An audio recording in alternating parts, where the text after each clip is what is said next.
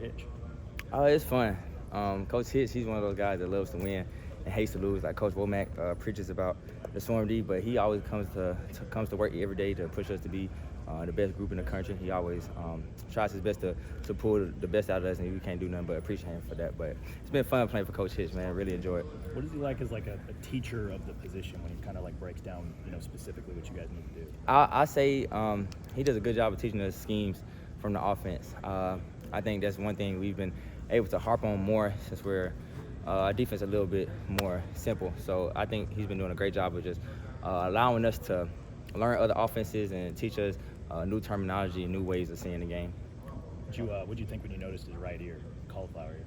You said what? Have you noticed his cauliflower ear, the right ear? Right there? Hitch? Hit.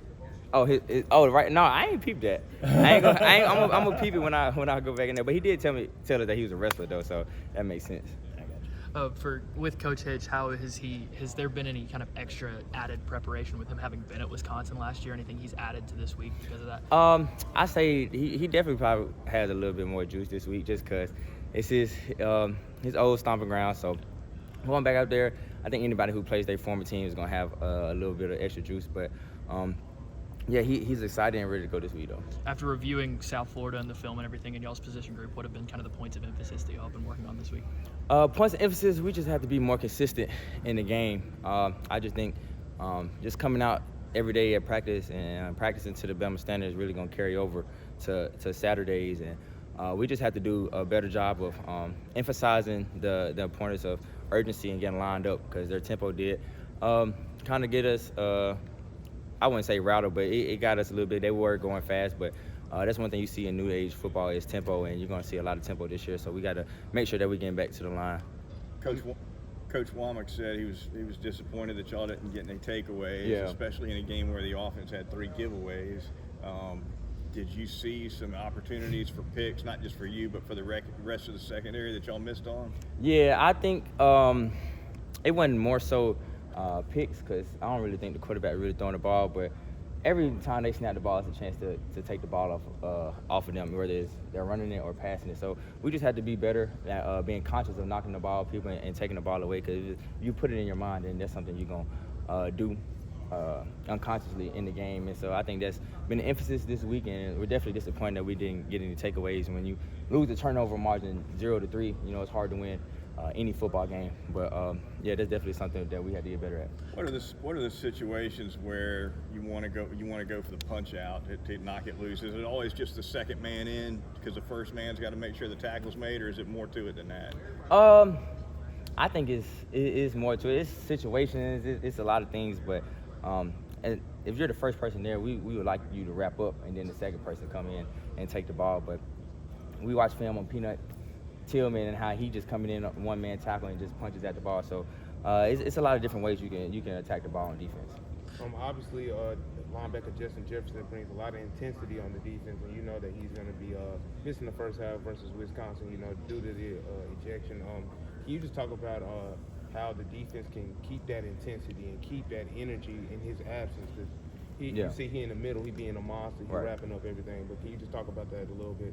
Yeah, JJ, he's a great player for us. Like you said, he comes out there and gives us a lot of energy, high motor guy, somebody that's going to fly around to the ball. But we're a brotherhood. One man go down, somebody has to step up, and we're going to do that, and JJ's going to be ready for the second half. Peanut Tillman's a throwback now. Who's showing y'all tape of Peanut Tillman? Coach Woe. He loves taking the ball away, man. I think that's one thing we watch something just NFL punch outs. He's showing the D-line that tip balls lead to interceptions and all that. So taking the ball away is definitely a key emphasis in our defense, and it's something we're going to emphasize even more. Coach Womack emphasized the way y'all have played in the red zone and how y'all have held to field goals.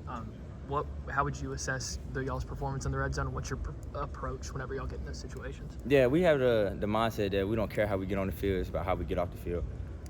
We gave up a touchdown in this last game, and we don't never want to do that, and we're always hard on ourselves. But we don't really want our opponents to score at all. I think that's our mindset, whether we're on plus territory or they're in our territory. We don't want them to score at all. So that's our mindset every time we take the field. CJ talked about Bama beating Bama in this game. Did you kind of get the feeling that, a lot of the adversity you guys faced was self-imposed, and just What is your mindset on that? Yeah, definitely. I don't know how many penalties we had, but I know it was a lot. So anytime you have double digit penalties and 0 to 3 turnover margin, it's hard to win any ball game. So I just think we're definitely worth shooting ourselves in the foot. And it's something to learn from, though.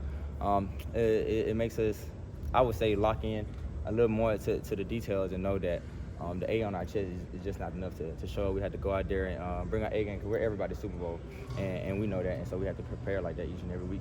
The young DBs didn't give up big passing plays, but a few of them got beat on some deep routes. What have the conversations with those guys been like this week? We just have to be aware of our situations. I think South Florida kind of tried to get one on us, running deep and then subbing them out and then running deep again. So I just think that comes with experience and just being aware and not being fatigued in the game. You mentioned you're everybody's Super Bowl. Do you hear a little bit of extra trash talk when you're playing a team that you're supposed to beat by 31 and they're hanging with you? Do they kind of give it to you a little bit more during the game, or? I would say yeah, probably so. I mean, it's always trash talk during the game, regardless. But they probably do. But you know, it's Bama, and it's always one of those games that people come in and thinking like, this is the game that I'm gonna get production on. This is my big game. Circle it, whatever you want to say. But we always know it's a big time game anytime we step on the field, just because it's the next game. And yeah. Obviously, crowd noise doesn't affect the defense as much on the road because it's probably going to be more quiet than it is at home. But kind of, what's the mentality of that first road game and have the opportunity to maybe silence the opposing crowd? Yeah, road games are always fun for me and our team. It's almost like a home invasion type of mentality. First one of the year, so I'm excited to go into a hostile environment, play with my brothers, and go to war with them. And our mindset every time is to empty the crowd every time. So that's what we're going to prepare to do this week. Cole Adams has kind of cracked that receiver rotation this year. What makes him tough to cover? Cole Adams, he's a great player. He's very smart, but he's also very athletic. He knows how to stem at you and use your leverage against you, and he's a real student of the game. I would say that he has great hands, very late hands, actually kind of like Devontae Adams, almost just pop him out, the ball in his hands, but he's a great player though.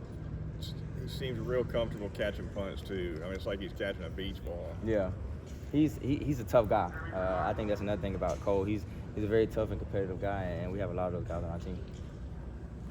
Thanks. Thank you. Good, appreciate it.